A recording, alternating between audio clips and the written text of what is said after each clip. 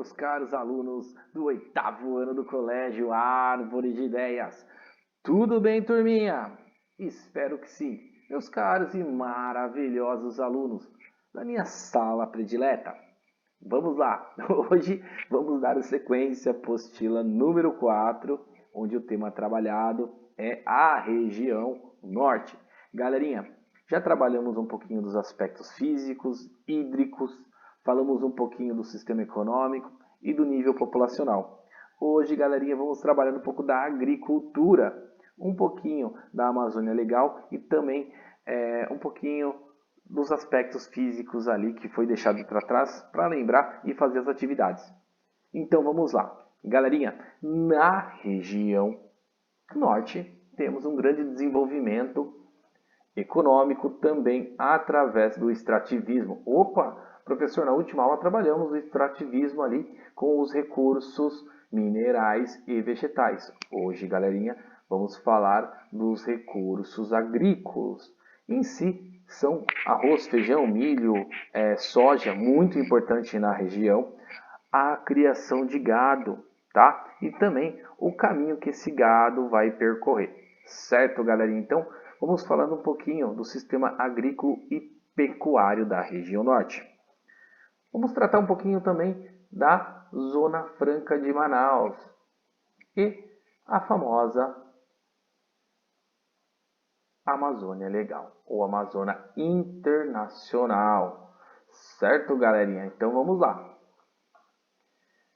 Para início de conversa, vamos dar início aqui na agricultura. Lembrando que acontece uma grande retirada, o famoso extrativismo.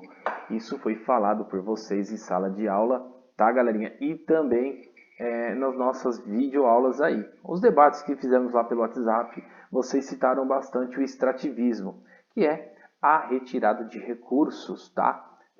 Fornecidos aí numa área específica de um determinado produto, tá? Então, quando o extrativismo ele é retirado de uma forma legal, beleza. Então, existe por trás um desenvolvimento de replantio, de preservação de uma área.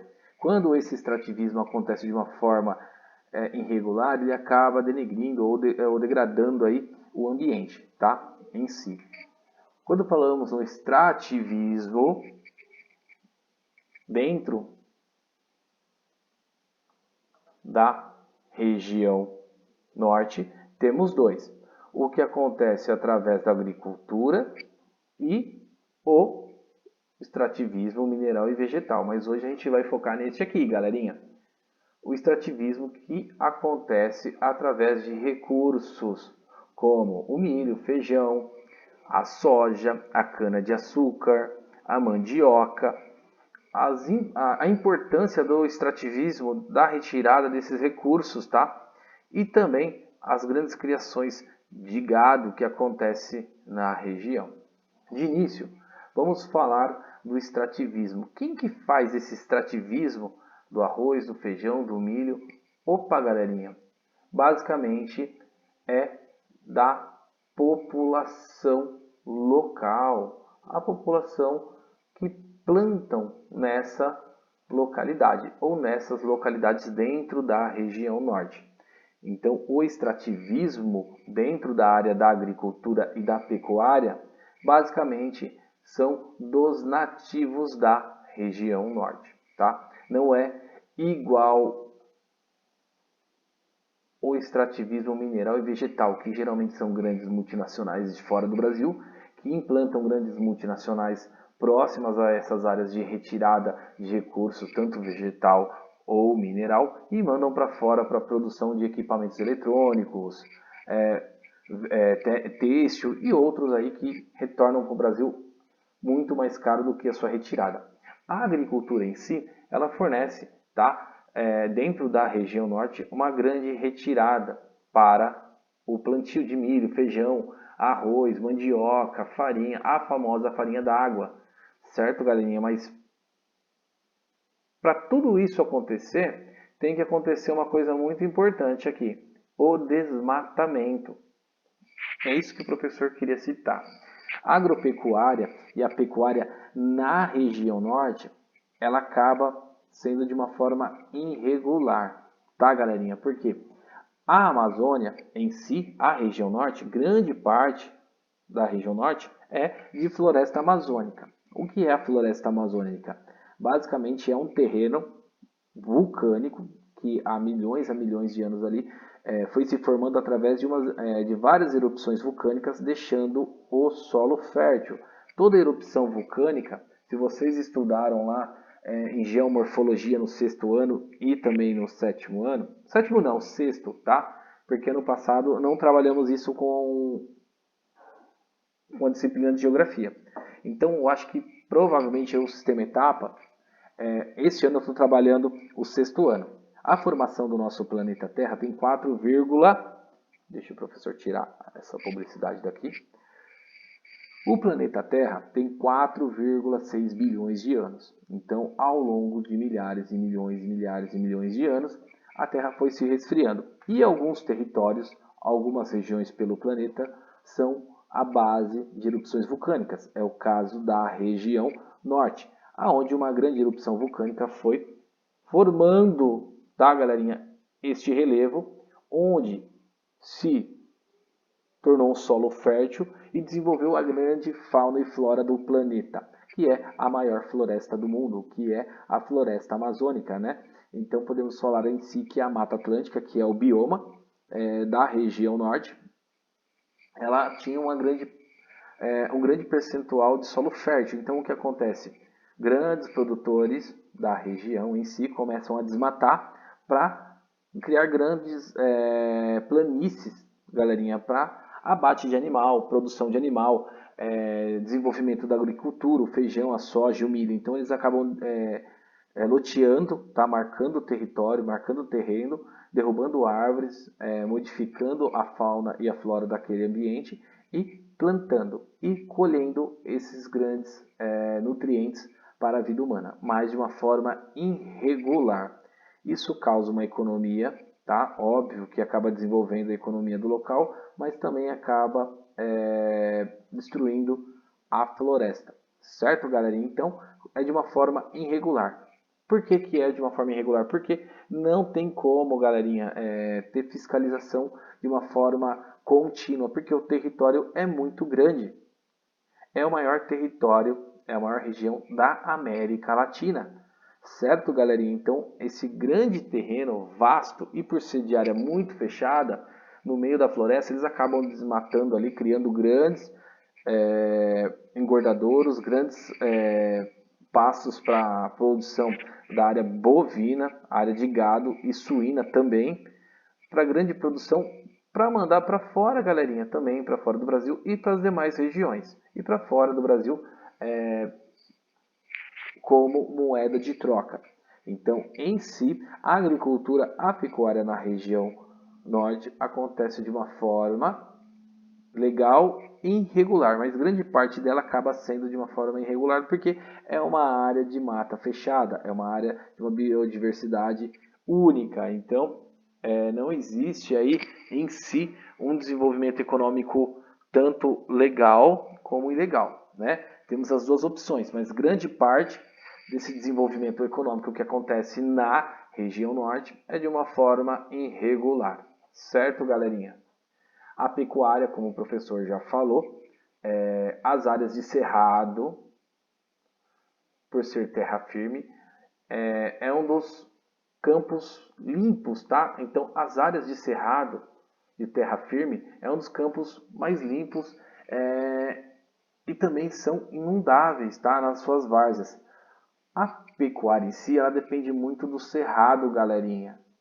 Porque o cerrado é uma área mais plana, onde tem também grande várzeas de água, vários leitos ali que acabam servindo como uma sustância, uma alimentação para o gado, para a pecuária em si, para os rebanhos de porcos. Búfalos também são produzidos na região.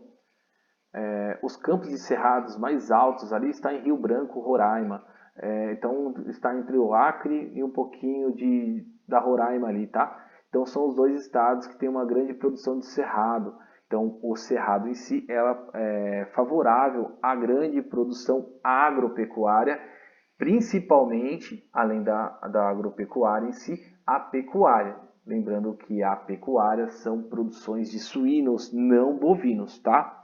A pecuária em si, ela tem como seu forte ali o desenvolvimento regional, certo, galerinha?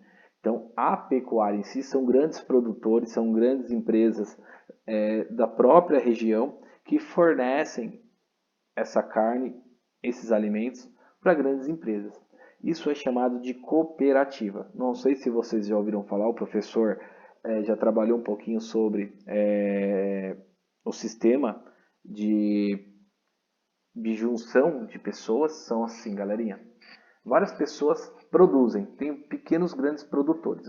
Os pequenos grandes produtores são pessoas que loteiam o seu terreno e acabam plantando um tipo de arroz, ou feijão, ou trigo, e chama o vizinho também que está plantando, chama o outro, e eles fazem uma cooperativa. Eles se juntam ali, eles se reúnem para desenvolver uma grande quantidade de produto e fornecer para uma empresa. É o que acontece lá na região norte. Eles conseguem desenvolver um grande rebanho de suínos, bovinos, caprinos, búfalos e repassam essa carne para uma grande empresa, igual a BRF, a Perdigão, a Sadia, que são da BRF, né? A Swift.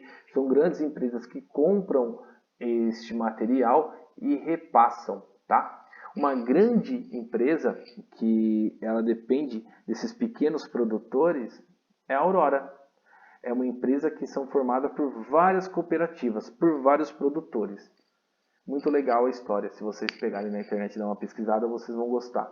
Muito legal. Certo, galerinha? Então, falamos um pouquinho aí da pecuária. Vocês vão estar lendo depois também, vão estar entendendo um pouquinho mais. Vamos falar agora um pouquinho. Vamos sair do lá da agricultura e da pecuária. Vamos falar um pouquinho da Zona Franca de Manaus. Lembrando que em 1967, o governador Castelo Branco, grande governador que tivemos aí, criou uma grande superintendência chamada de Zona Franca de Manaus, tá? Para administrar a Zona Franca de Manaus. Então, criaram em si essa superintendência que iam fazer a gestão ali, a coordenação para administrar essa zona de comércio e desenvolvimento tecnológico chamada Zona Franca de Manaus. Certo, galerinha? A Zona Franca de Manaus foi idealizada como uma área livre de comércio, tá? Então você podia chegar lá, montar a tua empresa e tá tudo certo. Não, mas depois, ao longo do tempo, veio a questão fiscal. Fiscal é imposto, tá, galerinha? Que começou a gerenciar esses pequenos produtores dos grandes produtores. O que estabelece esse incentivo fiscal? O que é um incentivo fiscal? O professor vai explicar. Tudo que a gente compra tem imposto, né? Tem uma porcentagem de imposto. Se você compra uma caixa de fósforo, ela custa R$1, 50% deste valor vai se destinar como taxas, impostos em cima do produto. Então, o fornecedor em si ele vai ganhar. Ele vai vender a caixa a R$1, 50 vai para o governo, 25 é para ele produzir uma nova caixa e 25 é lucro. Olha aí, galerinha, como que funciona. É mais ou menos isso, tá? Não que, vamos dizer assim, que a questão financeira, o incentivo fiscal é isso. O incentivo fiscal é diminuir a taxa de imposto. Então, o que aconteceu? Castelo Branco criou grandes grupos ali de gestores que começaram a criar processos para diminuir os impostos em cima do produto e da produção. Então, o que aconteceu? A Honda, que é uma empresa que fabrica motos, veio para o Brasil, ela é lá da Ásia, ela veio para o Brasil produzir motos. Então, ficou muito mais barato produzir lá em Manaus, na Zona Franca de Manaus, do que em São Paulo. Então, as multinacionais em si começaram a migrar para a Zona Franca de Manaus para gerar emprego e gerar economia e vender os seus produtos. Certo?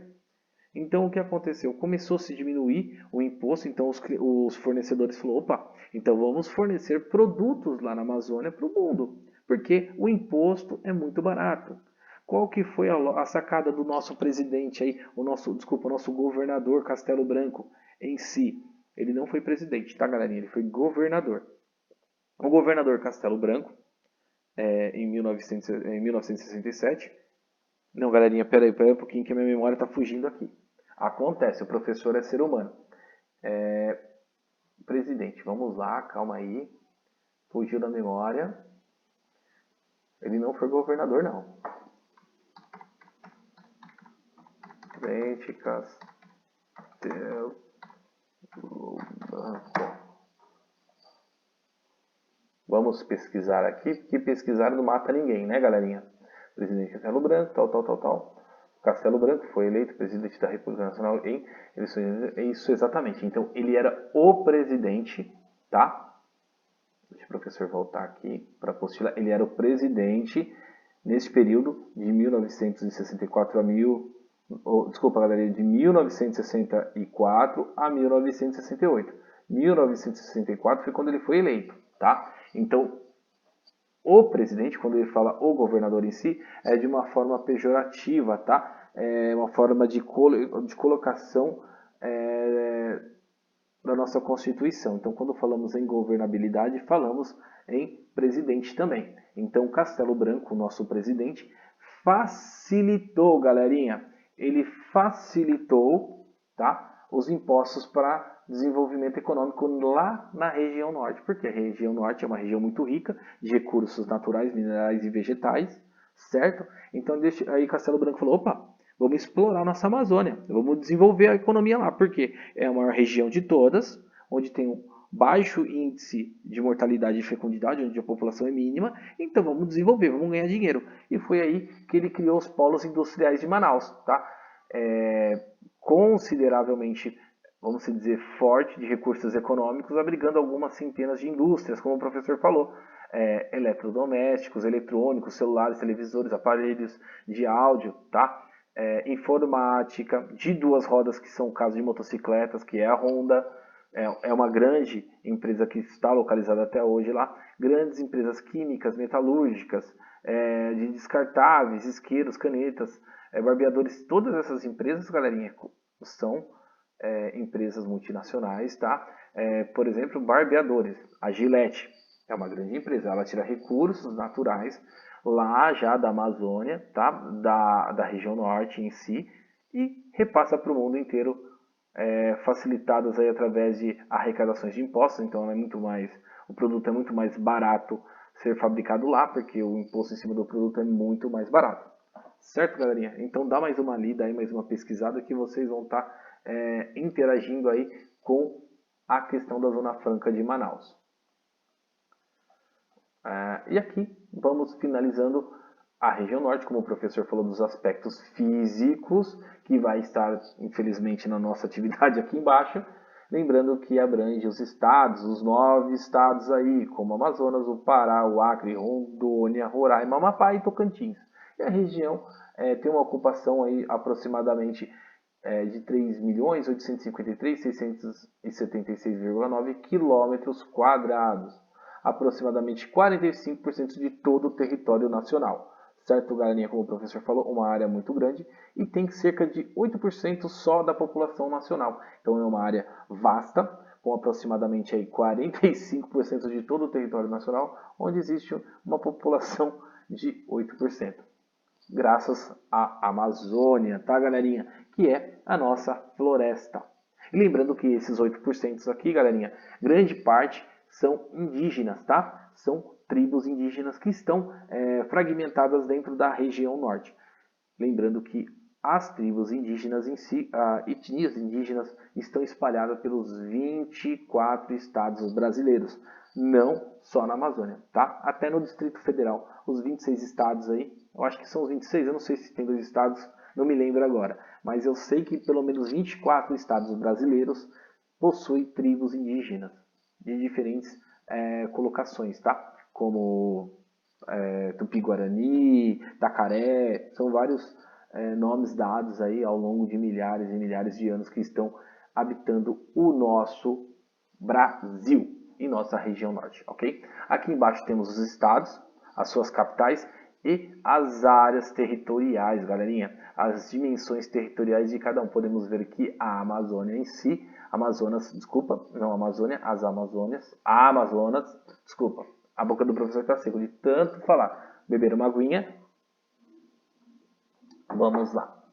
Lembrando que Amazonas, o nosso estado central, da região norte, tem uma grande população aí, básica de 1.559.159,1 quilômetros. Olha, é muita área territorial, galerinha, comparando com as demais. Olha o Pará, também tem um grande percentual, comparando com os demais, são pequenos.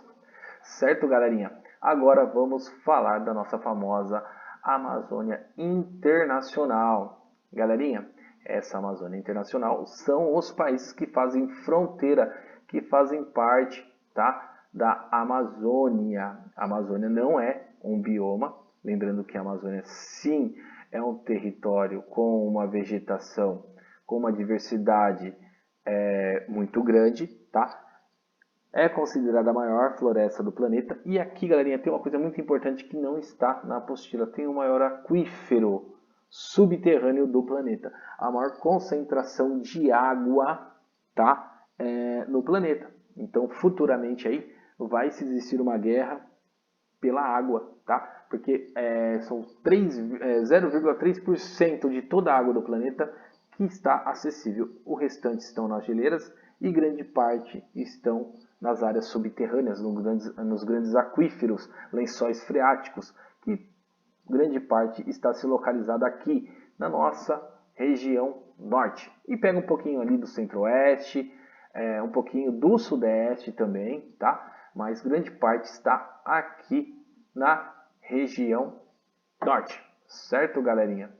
Podemos afirmar aí que o Brasil faz fronteiras com Peru, Venezuela, Colômbia, Equador, Bolívia, Guiana, Suriname, a Guiana Francesa, tá? Temos a diversificação de vários países abrangendo aí a nossa Amazônia, a Amazonas Internacional.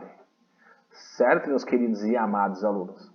Agora, galerinha, vamos para o exercício. O primeiro exercício aqui é escrever os nomes dos estados da região norte e suas respectivas capitais. Galerinha, tá aqui, né? Faça meu favor. Não, aí não dá. Aí não dá, tá muito fácil. Aí temos o exercício número 2, aí já complica um pouquinho. Vocês vão ter que usar o lápis de cor, tá, galerinha? Escondidinho aí. E escrever os nomes dos países que fazem fronteira com a região norte brasileira. Opa, pelo amor de Deus, galerinha, não dá, né? Tá muito fácil. E também vamos fazer o exercício número 3 e número 4. Não se preocupe, maravilhosos e adorados alunos. O professor vai disponibilizar os exercícios lá no Classroom. Vai printar as páginas. Caso não tenha apostila, não se preocupe, caro e maravilhoso aluno. O professor vai disponibilizar as páginas no Classroom e você pode estar fazendo no caderno e batendo foto, encaminhando lá no Classroom, tá bom? Não se preocupe. Dúvidas? Estarei aqui em plena disposição para vocês. Espero que vocês tenham gostado da aula e espero vocês amanhã com uma nova aula e também novos exercícios dessa apostila número 4, certo? Não vou falar mais, por hoje é só e fiquem com Deus!